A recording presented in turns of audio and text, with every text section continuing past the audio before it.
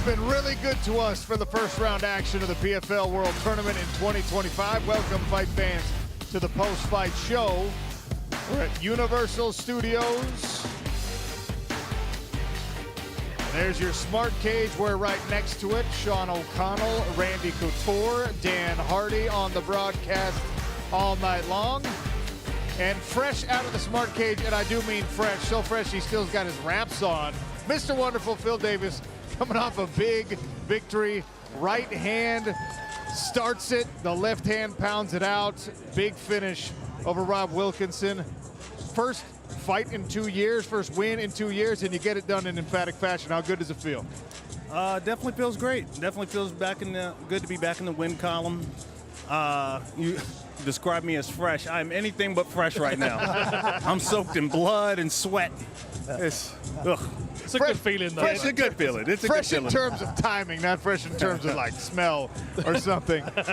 Look, you said it in the post-fight interview. You said, you know, Rob put me around down. He had a great game plan. He was aggressive. He tried to chop at that lead leg. And then your corner gave you some good coaching. You went out and executed the game plan.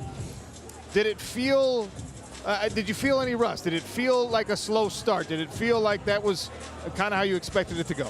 100% it felt like a slow start. You know, he landed a good right hand early on. And from that moment on, I was like, all right, I didn't like that read. Let me make sure I get the right read on him before I get too aggressive coming forward. You know, if you run into a right hand like the one he threw, he's putting you down. Sure. You know, so you just have to be measured, make sure I have the right read, make sure I have the right distance, and then I can get going. Were you surprised at how stubborn he was in the clinch and with his range as well? I mean, most of the time when you start moving at people, they start to give you some space. Yeah. But he was like standing in the pocket until you cracked him a couple of times. Yeah, you know, I expected him to really engage in that clinch and not be shy in that clinch. I mean, he's done a ton of that in his former fights. I mean, sorry, in his previous fights. So I expect him to want to stand his ground there, and that kind of goes into my game plan. Ultimately, is if he's not moving, get some offense going, get your jab active, set up a right hand, get the kicks going, just start, you know, make some openings right away. First round, he was really tight, very, very controlled, and really couldn't get much offense going on him. How did that lead leg, because I know he hit that lead leg a few times in that first round, was that affecting you at all going into the second, or shook it off, didn't feel it? The first couple, he really just touched. The one that actually really hurt, I checked. So the other ones, no, not too much. But yeah, no, I'm going to get some ice on that bad boy right away. Ice and ibuprofen. Did you see any of the other brackets? Did you see any of the other light heavyweight fights, or were you just so focused on yours? So check this out. I think there's a conspiracy going on. Oh, okay. I love a conspiracy. Within the company of PFL. Okay. All right. Right under our noses. Tell us where this comes from. Here we go. So I'm in the back warming up, right? I want to keep an eye on the boys. Obviously, they're out here fighting in my weight class, and the TV goes out. The monitor goes out. I'm like, come on. And then back on for the heavyweights, and then off for the light heavyweights again. Yep. Right. I'm like, come on. All right, well, we'll do you a favor. You got to tell me what's going on. Take a look at, okay, so Phil Davis, that's you. That's me. Yeah, you will face Sullivan Colley in a semifinal. Antonio Carlos Jr. beat Carl Moore, and then Simeon Powell with a huge finish over Carl Albrechtsen. Beautiful elbows from Simeon Powell.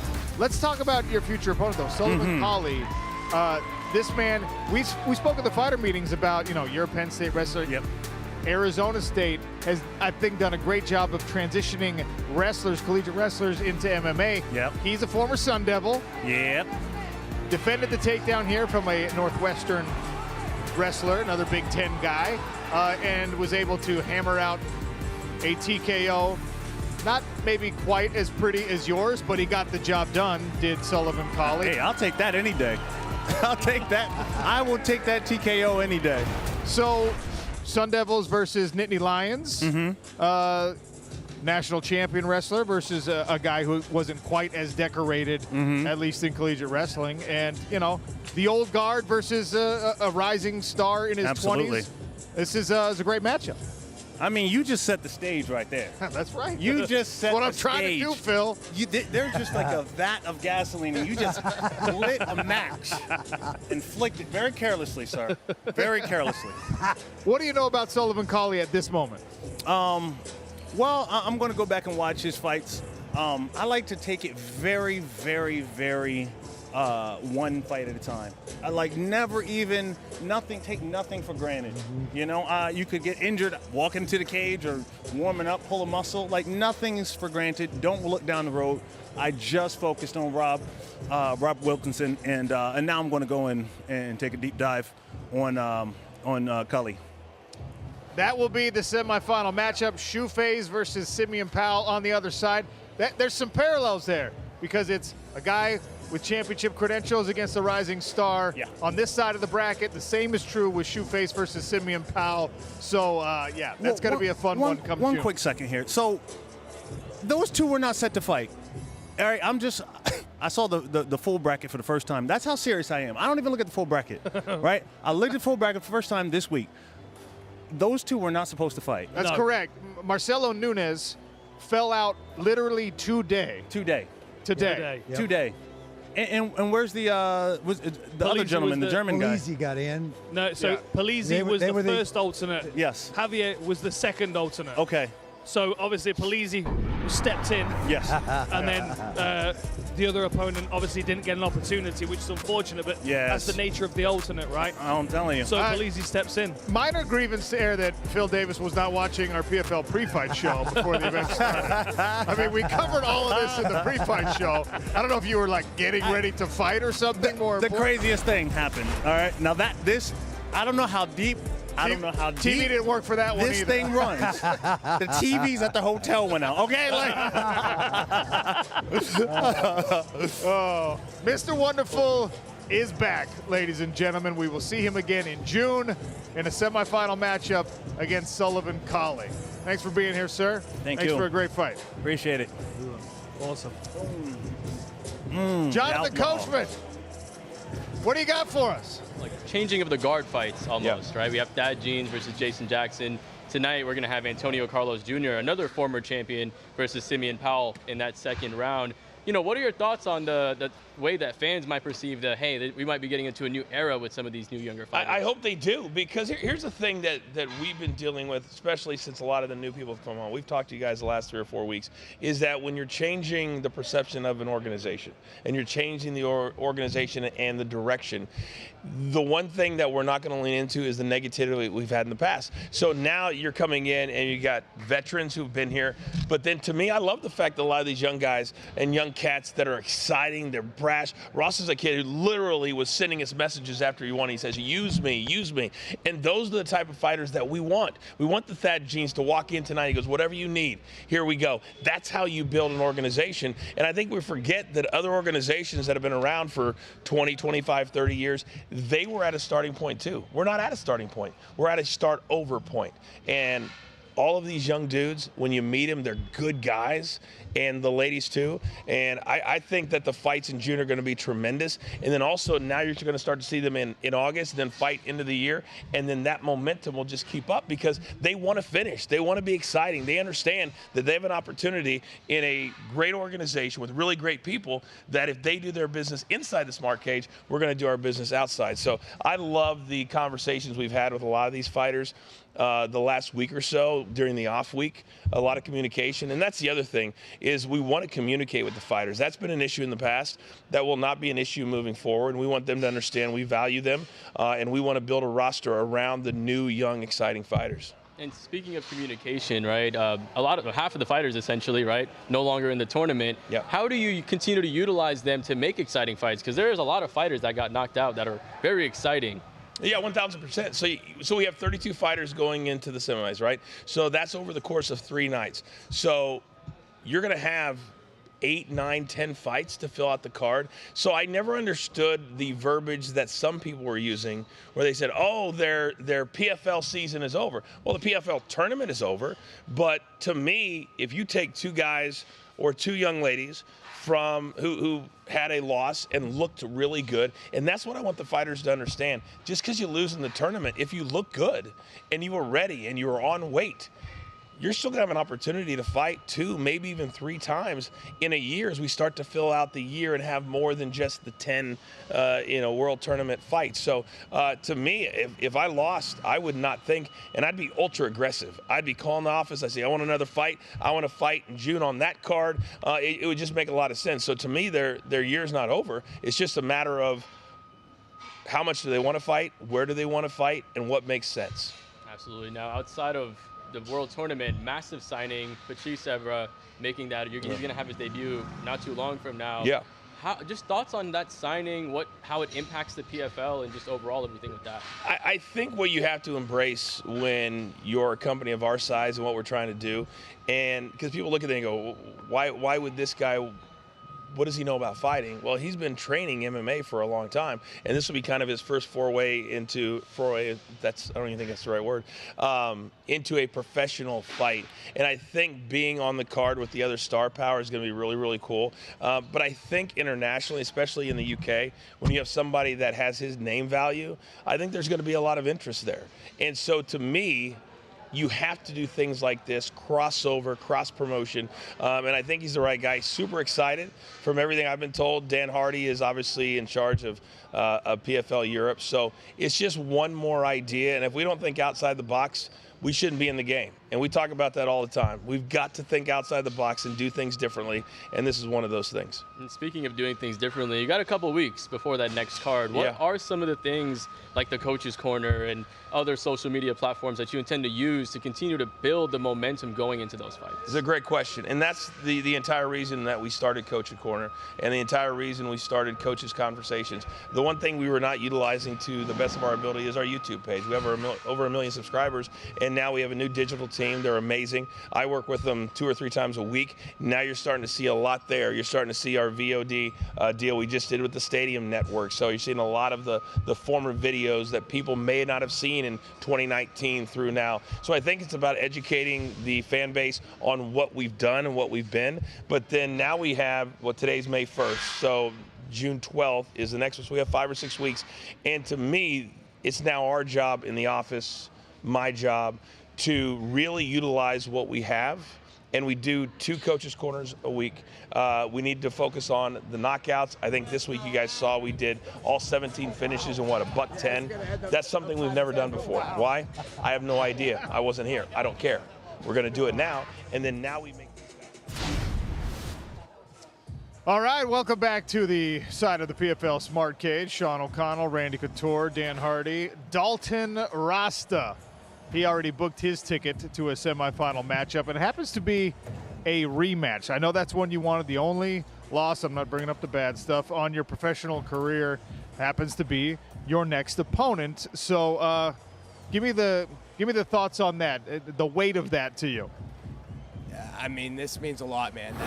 That fight's been weighing on me for a long time, and it's been haunting me for almost 2 years now. So I'm excited and grateful for the opportunity to get this one back, and I get to rewrite my story. I was actually just looking at a picture from that fight where I was on my knees at the end of the fight, just looking off into the distance, like in disappointment in my performance, in myself, everything. But now, I get the chance to rewrite that, as I said, and now I picture myself standing over top of him in a still shot like that, his unconscious body laying right beneath me.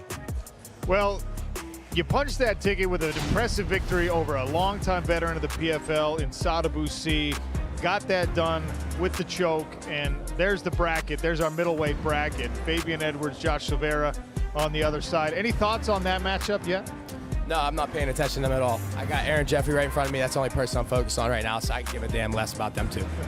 So you just told me what the vision is in your own mind now. How do you achieve that? How do you stand over him victorious when it's all said and done? This guy likes to come forward, he likes to lead with his head. His nose gets busted up every single fight. I think I showed in the first round 2 years ago what I was capable of. Obviously, things didn't go my way the rest of that fight. I made a lot of corrections in my game since then, and I've improved, I've evolved. Like I said last 2 Fridays ago, I'm not the same fighter anymore. I buried the old Dalton, and I'm going to show that come June 27th. I think June 27th, I'm going to leave him laying unconscious below me at the latest the second round. I don't think he's going to be able to eat a lot of the shots that I'm going to throw, and I'm going to throw some fun stuff in there. You know, there's going to be stuff that I'm throwing that people haven't seen me throw before, and there's going to be stuff that he's not expecting. So I'm expecting a viral knockout. Well, let's talk about that. Your evolution as a fighter, right? I mean, you're still young in the game.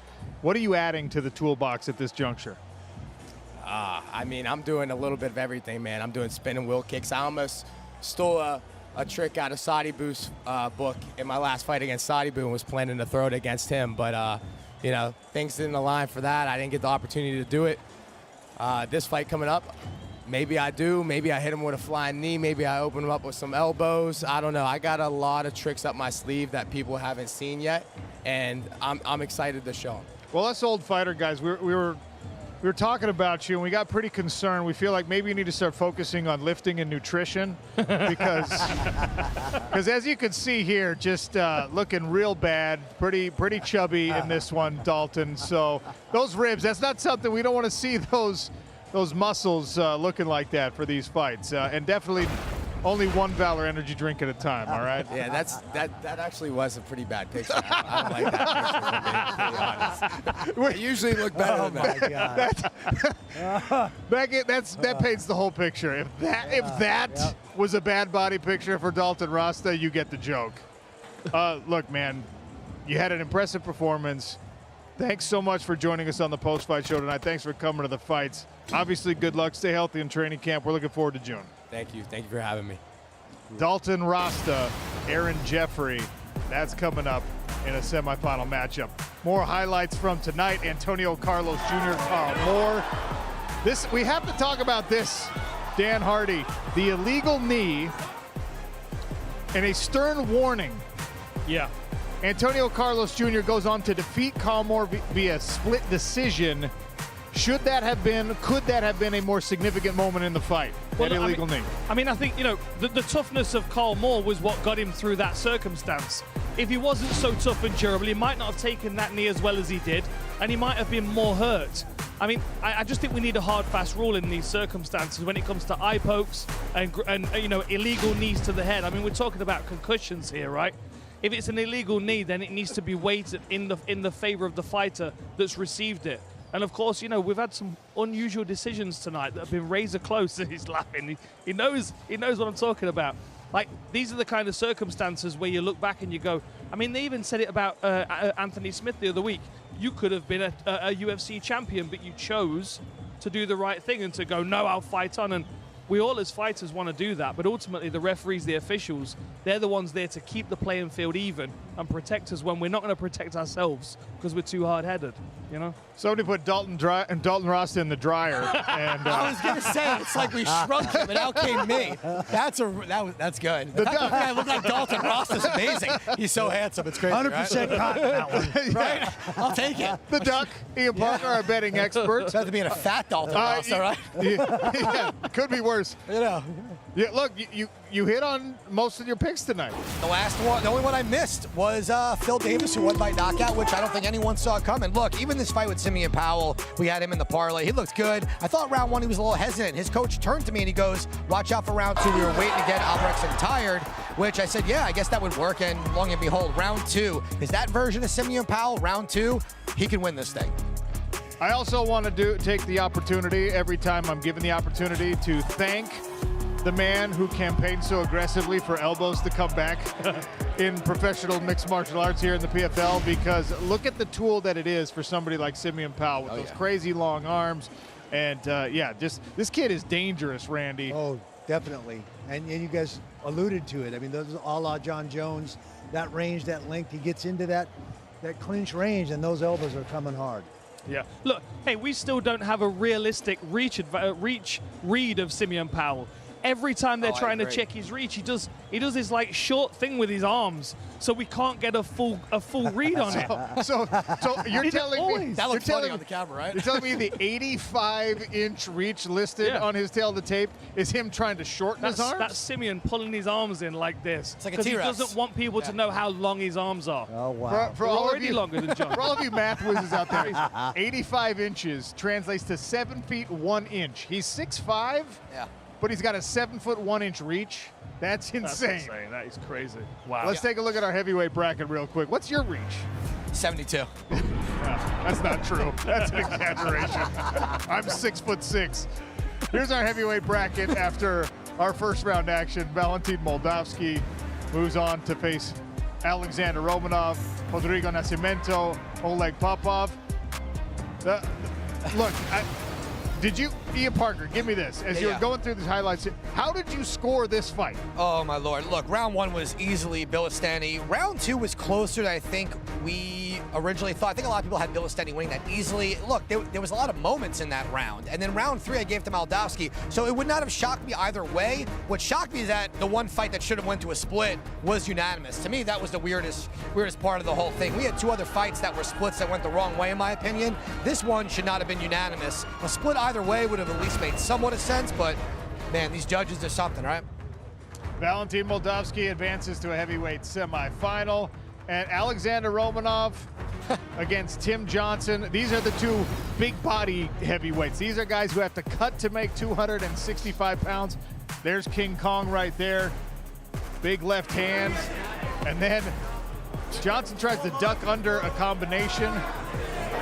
And the big lift. Randy, it looked like a guillotine choke, but then, as you've pointed out during the broadcast, Tim Johnson was reaching for the rib like he popped out his rib. I think he popped a rib. You know, he backed into the cage. He had no place to sprawl, and his body got hunched up. And I think he tore some cartilage in his upper rib cage there. That was, he was laying there holding his ribs. That was an indicator to me that that's exactly what happened. Rodrigo Nascimento advances past Abraham Babley and Oleg Popov. That's our other semifinal. Alexander Romanov cut up with Kennedy Smith backstage. Thanks, Sean. Standing guillotine. I need you to take me through what was going through your head in that cage in that moment. I know. I think everybody needs to expect this from me because I'm a world championship in the grappling. And every time if I have just a little chance to choke somebody out or make on any submission, I will make this. PFL debut. Could you have thought of it going any better? Yes, every time I can make better because we are humans and everybody makes mistakes, but this fight was very quick and I need to watch the play. Hope I didn't make mistakes, but if I did, just believe me, my coaches will whip my ass. Never satisfied. Spoken like a true athlete. All right, are you excited to be moving on to the next round? Yes. I moved from UFC here to PFL just for this belt because I know that I have enough skills to make it happen. And also, in the last couple months, in the last 1 year and a half, in my life was very big changes. We moved in the US with my family, and I was a little bit confused, and in my career was a couple losses, but now I'm mentally strong, physically strong. I'm ready to go on 100 miles an hour. And guys, wherever, who will be my next opponent, I'm ready to smash. All right, let's make it happen. Great fight. Sean. All right, thank you, Kennedy. Back to the first round action. Abraham Babley had a really strong first round in his matchup with Rodrigo Nascimento, but he started to fade, got a little bit more hesitant. And I think strategically, maybe some miscalculations here. Nascimento moves on via split decision, and he will face Oleg Popov in a heavyweight semifinal. Dan Hardy, how'd you evaluate this fight and really both fighters strategically as well as performance-wise? You know, I think it's going to be a frustrating one for Babley to watch back because I think, you know, he's going to look at it and know he had the skills to win. I think ultimately he came in there in the first round and expected to be able to connect with Nascimento and really hurt him. And the reality was Nascimento took those shots incredibly well. And after that, Babley started to kind of disengage a bit more, He was starting to look for the perfect opportunities, which, as we know in fights, they just never come. Like, you have to create those opportunities. And I feel like Babli kind of almost let this fight slip through his fingers, where Nascimento regrouped incredibly well, you know, due to the help of his corner team, which were great, and was able to just put on a nice basic performance that controlled the center and stuck behind the jab. I thought it was a really good regrouping from the ATT guy. I think you're going to see a lot of fighters evaluating tonight and playing the what-if game with themselves, and maybe no one more so than Carl Williams, Randy. I mean, that was a really, really tough decision for him and his team to have to process. Popov was fighting for the takedown, certainly controlled the position, but Carl Williams was able to mount some offense against the cage. I think the stats, I don't have them in front of me, but, you know, there was like a 2-to-1 striking ratio, and still it goes the other way. Yeah, and again, like Babli, the same thing. And he was using the inside striking and those short punches in that first round, and I thought he clearly won that first round. And then he let Nascimento play that range game and stay out. And then the same thing in that other fight as well. I mean, he did good things on the inside when he was there, but then he let him slip away. He let him get out of those positions that he was controlling. And he should have stayed in his face and stayed on him to get the victory. But some of those were very tough to judge. Now we're on to the semifinals, Duck. Yeah. Early impressions. You already know who you're going to pick and handicap to win the whole thing in every weight class? I'll be honest. I'm pretty confident. I mean, tonight, you want me to just tell you, for heavyweight, I have a hard time seeing anyone beating Romanov based on tonight's. I mean, listen, I know he fought Tim Johnson, and Tim Johnson, you know, I'm not saying he's the most skilled, but in round one, Tim Johnson's dangerous against anybody, right? We can go ahead and say that. This is a guy, though, who could also wrestle. He's got a good head movement. Moldavsky, I thought that was his worst performance we've seen in a really long time. And that's not taking anything away from Bilisteni. He just didn't look like himself. He wasn't wrestling. He wasn't landing combinations. I think Romanov's the guy to beat at heavyweight.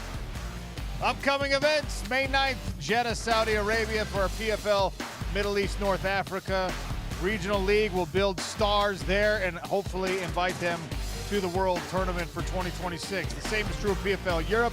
We've got events May 10th and May 23rd. That May 10th event, we're talking Paul Hughes, Bruno Miranda in a main event. Can't wait for that one. June is semifinal month. Nashville, Wichita, Chicago, and then the finals will be in August. You can buy your tickets at PFLMMA.com. They are on sale now. Ian, you gonna come to those? It's been nice having you with us. I appreciate that, you know, especially the whole Shrunken Dalton Rasa thing. I'm gonna use that as my new nickname. I love that. That's my favorite part of the night. That's going on his Twitter profile. That's my new name. Again, thank you for joining us on the PFL post-fight show. World Tournament first round action in Orlando is finished. We're on to semifinal month in June and the finals in August.